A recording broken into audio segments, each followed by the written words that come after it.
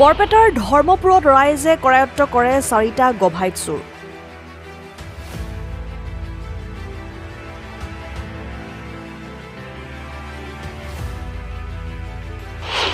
চোৰকেইটাৰ পৰা উদ্ধাৰ কৰে 11টা গোধন।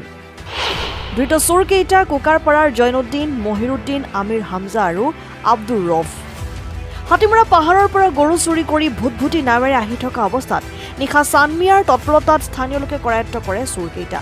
জানিব পৰা মতে চুৰি কৰা গৰুকেইটা ধৰ্মপুৰ গাঁৱৰ বাচ্চু বেপাৰীৰ পৰা ল'ৰা আজিজুল হকক চমজাই দিয়া অৱস্থাত খেদি খেদি কৰায়ত্ব কৰে ৰাইজে। ঘটনা সন্দৰ্ভত স্থানীয় লোকক খবৰ দিয়াত ঘটনাস্থলীত উপস্থিত হৈ উত্তপ্ত পৰিস্থিতিৰ সৃষ্টি কৰে। আশ্চৰ্যকৰ কথা হ'ল যে চোৰকেইটাৰ পৰা উদ্ধাৰ কৰা 11টা গৰুৰ মাত্ৰ 4টাহে দেখা যায়। বাকী 7টা গৰু উদ্ধাৰকাৰীসকলৰ মাজৰ পৰা একাংশই ভগাই লৈ যায়। সকলো কথা জানিও গাপ দিয়াৰ চেষ্টা কৰে সমাজৰ একাংশ দেৱানীয়ে। এই ঘটনা সন্দৰ্ভত সচেতন ৰাইজে চোৰৰ লগতে উদ্ধাৰ কৰাৰ পিছত ভগাই লোৱাসকলক তদন্তৰ আওতালৈ আনি ব্যৱস্থা গ্ৰহণৰ দাবী জনাইছে। ইতিমধ্যে ঘটনা সন্দৰ্ভত আলুপতি চৰ আৰক্ষী থানাত খবৰ দিয়ে ৰাইজে। এই ঘটনাই চাঞ্চল্যৰ সৃষ্টি কৰিছে অঞ্চলটোত। চুৰিকাণ্ড সংঘটিত হোৱাৰ পিছত ঘটনাটো ৰাইজে হাতে হাতে ধৰা পেলালে। এই বিষয়ে আপুনি কি জানে? এই বিষয়ে মই আচলতে ফাৰ্ষ্টৰ পৰা মই নাজানো, কিন্তু পিছত শুনা পালোঁ যে 11টা গৰু নাওসহ চোৰসহ ধৰা পৰিছে। এইটো ধৰা পৰিছিল সুখোৱাঝৰ যিটো পাৰঘাট, সেই ঘাটত ধৰা পৰিছিল। তাৰে মানুহ ধৰিছে আৰু আমাৰ ধৰ্মপুৰৰ পৰাও মানুহ গৈছিল। একেলগতে ধৰি চব তাৰ পৰা বুজাই কিনা কোনে কোনে নেতৃত্ব লোৱা মানুহেই লৈ আহিছে নাওখিনি গৰুসহ। কিন্তু আমি শুনা পালোঁ পিছত 11টা গৰু ধৰা পৰিছে বুলি শুনিছোঁ, কিন্তু তাৰে পৰা 7টা গৰু নাইকিয়া হৈছে। এইটো এটা অসম্ভৱ কথা হৈছে। জনা বুজা মানুহ, যিসকল মানুহে গাইড কৰিছে, চোৰ ধৰিছে, ভাল পাইছোঁ। গৰু চোৰ, গৰুসহ নাওসহ গোটেইকেইটা একেলগে ধৰিছে, মই গোটেইখিনি ভাল পাইছোঁ। কিন্তু ইয়াত অহাৰ পিছত আমাৰ গাঁৱতে এইবিলাক ঘটি আছে। যেনিবা আমাৰ গাঁৱতে এই গৰুখিনি নাওসহ অহাৰ পিছত ইয়াৰ পৰাই 7টা গৰু নাইকিয়া হৈ যাব। এইটো এটা দুৰ্ভাগ্য বিষয় হৈছে। তাৰমানে মানি ল'ব পৰা নাই, পাব্লিকেও মানি ল'ব পৰা নাই যে এই 7টা গৰু গোটেই মানুহবিলাকেতো যিকেইজন মানুহ গাইড কৰিছে, জনা বুজা মানুহ। মই নাজানো কোনে চুৰি কৰিছে, কোনে লৈ গৈছে, সেইটো নাজানো।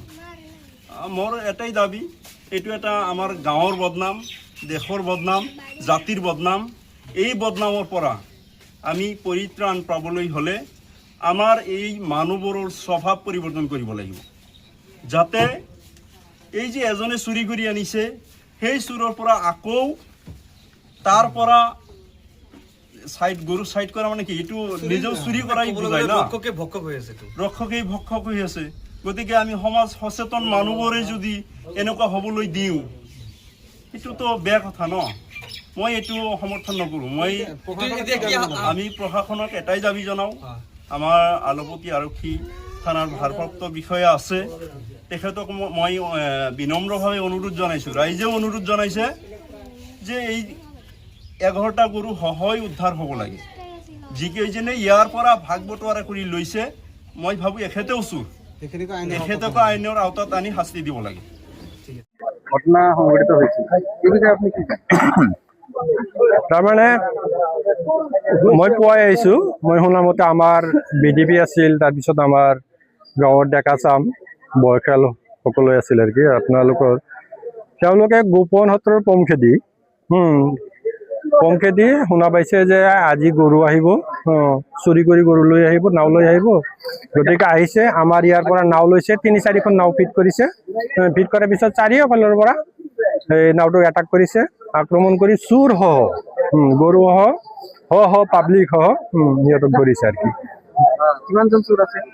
চোৰসকলে কোৱা মতে 5জন আছিল, কিন্তু ৰাতিত আমি 3জন পাইছোঁ, 3জন ধৰি আনিছোঁ আৰু এজনক পুৱাৰ বেলা আমাৰ সেই চুগাৰ যাৰ আমাৰ ইয়াৰ পৰা প্ৰায় 4 কিলোমিটাৰ দূৰত সেই মানুহখিনিক আমাৰ ইনফৰমেশ্যনত আছিল গতিকে সেইটো এজন ধৰি ইয়াতে বৰ্তমান তেওঁ ইয়াতে আছে 4জন হ'ল চোৰৰ পৰা কি উদ্ধাৰ কৰা হৈছে?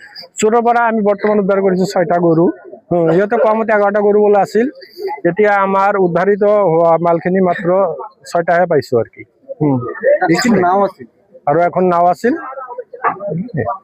আৰু 2টা মোবাইল ক'ৰ পৰা চুৰি কৰি আনিছিল গৰুখিনি?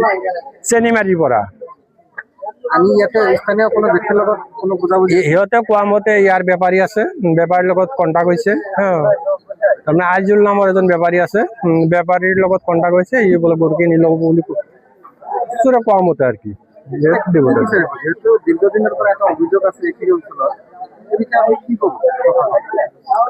এতিয়া অভিযোগ সঁচা মিছা এতিয়ালৈকে এটা প্ৰমাণ হোৱা নাই আমাৰ এটা ব্লাম আহে এই গাঁৱত কিন্তু আমাৰ গাঁৱৰ ৰাইজে সচেতন গতিকে যাৰ কাৰণে ৰাতি 8টাৰ পৰা পুৱা এতিয়ালৈকে আছেই কষ্ট কৰি আছে এতিয়া আমি প্ৰশাসনক দাবী জনাইছো যাতে ন্যায় হিচাপত তদন্ত কৰি যদি ইয়াৰ লগত আৰু কোনোবাই জড়িত আছে সেই মানুহখিনিকো চূড়ান্ত শাস্তি দিব লাগে প্ৰশাসনক আমি এইটো দাবী জনাইছো news desk report N24 Assam।